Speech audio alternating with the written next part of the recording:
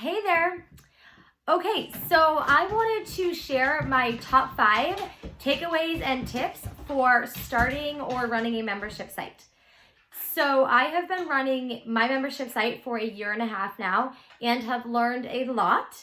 I'm also a part of a couple other membership sites for business owners, and I've just been absorbing and learning all about membership sites this past year, and I find it so fascinating and it's so interesting to watch the trends.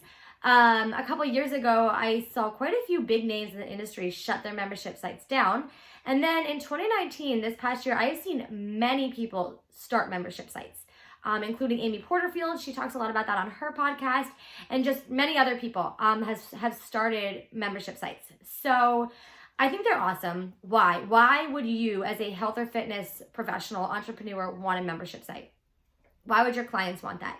I think it's important to start with that, because if you don't know why, you're not going to really be invested in it. So for one, why would our clients want it? Our clients want a membership site. Well, they may not know they want a membership site, but they will find value from a membership site because they've tried other things. Many people have tried trainers, they've tried dietitians, they've tried programs. A membership site is, or a site might not even be the right word, right? A membership community. A membership community is, for one, a community. So it's a place for people to feel supported and for people to go through struggles together and share wins together. And that's what people crave. That's what humans crave. The other nice thing about a membership community is people don't feel like they fell behind. So every time I run a nutrition program, I always get this comment: I'm so far behind. I'm so far behind. And I always try to encourage people that you're not behind. I'm doing whatever I can to try to get people to stop saying that.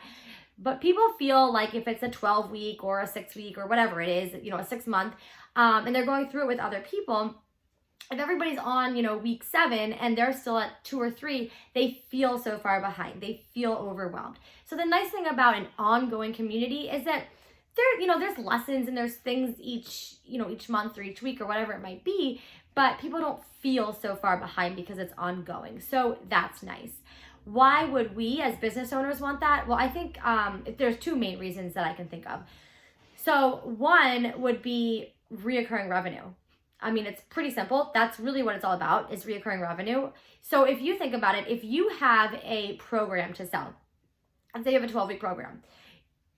You launch the 12-week program, it does or doesn't do well. If it doesn't do well, you try a couple of things, you try something different, you relaunch it, right? You don't quit. I'm a big believer in that. If you watch any of my videos, you probably heard me say that. Your first launch may not go great. But let's say that it does. Let's say that you have a list of a few hundred people, you sell a decent amount, you're happy with it. So you need to be in business, we always need to be growing, but you need to always be growing that list and getting in front of more people so that you can keep having people to sell this same program to. And that's fine, but there does come a point where you don't want to always be selling that same program because you're going to burn out your list. So the nice thing about having a membership community, that reoccurring revenue, is that you don't have to resell to those people, right? They're already in. So I think programs are great. I think one-on-one services serve a purpose too, but I also think that a membership community is awesome because you get that reoccurring revenue. Now, if you're just starting out in business, you may feel like, and you have this program that you've been wanting to put together and like you just want to get this program out there. I just encourage you to think about what's next after that program. What's next for your client? Like, what happens once they go through this program? Hey, having a membership site would be a great opportunity, right, for your client.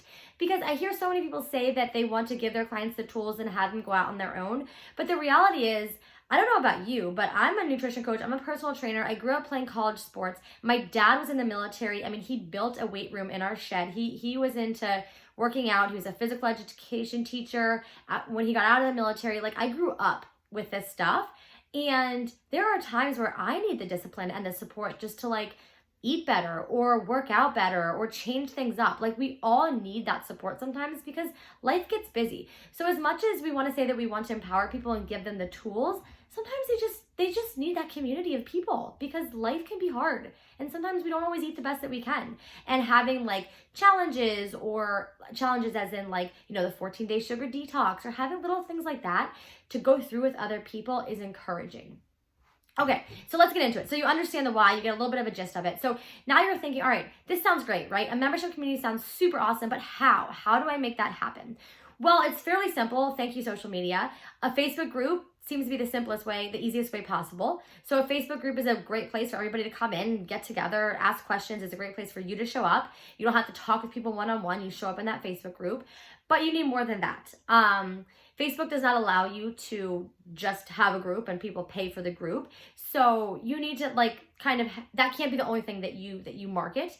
You also want to have email addresses because we don't know what social media is going to do. We also want more than one way to get in front of people. So if the only way that you're showing up is on Facebook and they don't go on Facebook very often, you want another way. So you definitely want that email address. That is like the most important thing. Then you invite them to the Facebook group.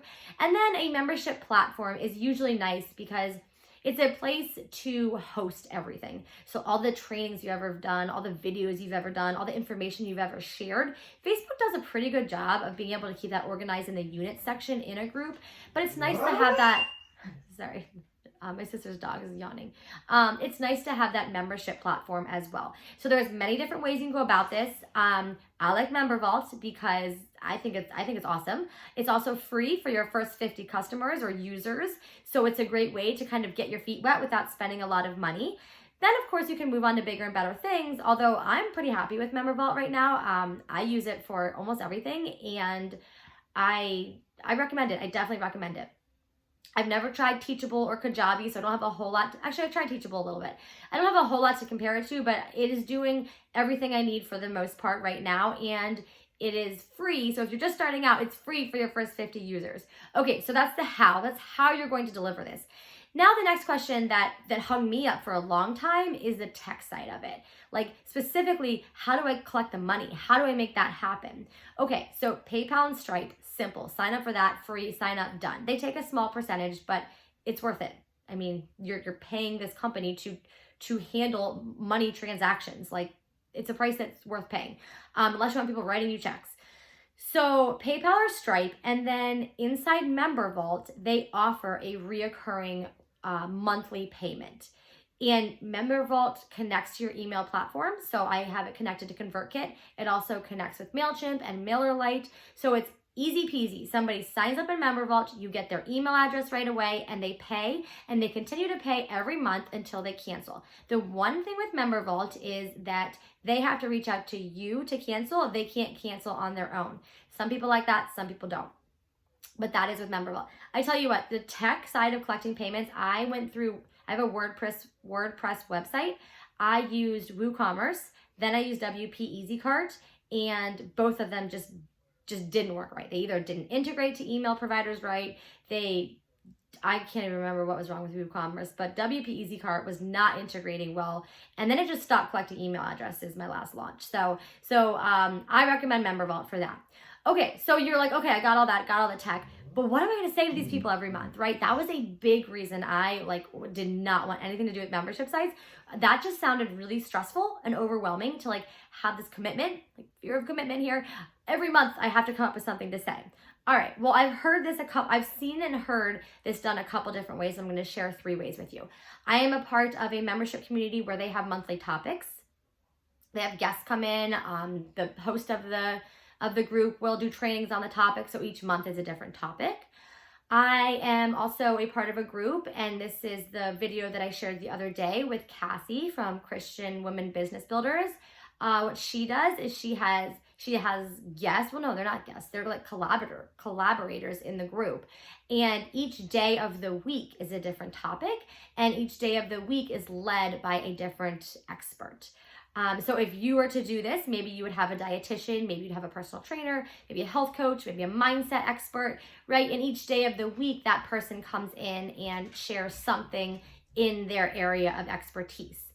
Another idea that I've heard, and I think I heard this on the Amy Porterfield podcast, was that each week you have a different focus. So each week of the month is a different focus. So let's say week 1 of every month, you're doing a training on something. So maybe you're diving into macros. Maybe you're diving into understanding your metabolism, whatever it might be. You're doing a specific training, and you can get a lot of this information from the questions that people ask you. So you're doing a training in the first week. The second week, maybe you're doing let me see, I wrote this down. Oh, you're having like a guest or an expert come in the second week to talk about something. Maybe the third week, you're going in live a couple days for live question and answer, so people get access to you. Like, people pay for access to you or to somebody, to an expert who can answer questions for them. I literally pay for things knowing that I'm not going to make half of the calls or absorb half of the content, but I know that I have access to an expert if I need it. So I think that's really valuable.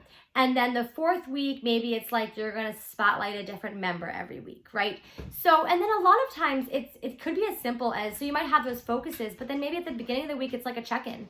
Hey, like, what are you doing this week? What are you planning to do for a workout? Do you have any questions this week? Are you struggling with anything? And at the end of the week, it's like, hey, let's share our wins. Let's share our wins on Friday. What did you do well? So that can just be like kind of a reoccurring thing every week with some other like fun stuff sprinkled in. Okay, so we covered the how to deliver, we covered the tech, we covered the content, some ideas for content. The next thing is, when should you launch a membership? Now, don't wait.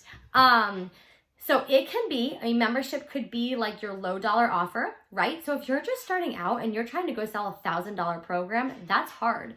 So it's a lot easier to sell a $30 a month membership, a $40, $50 a month membership, knowing that they can cancel anytime, than it's going to be to sell somebody a $997 package, right? If you're kind of new to the field.